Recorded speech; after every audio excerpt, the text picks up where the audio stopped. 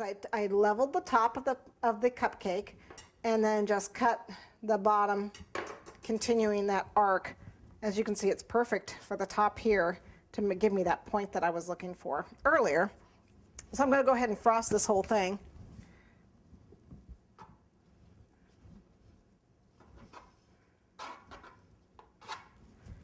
Nice. I just want to do a thin layer.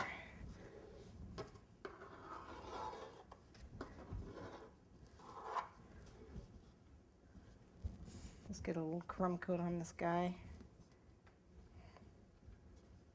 You shouldn't use a purple cupcake. And then I'm going to use the acetate to finish that last little bit. Here I can see, looking down, I can see where I got kind of a couple bumps in this hat, but you know, it's a kid's cake. Okay.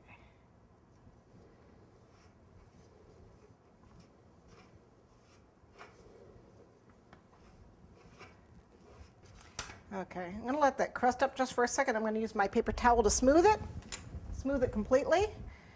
And then I'm going to pop it back in the freezer to chill one more time before I put the fondant on it.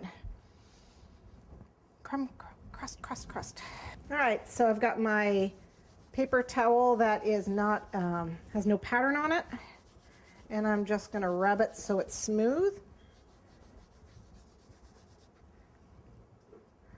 So I don't end up with any, hopefully no, too many bulges or bumps or scrape marks.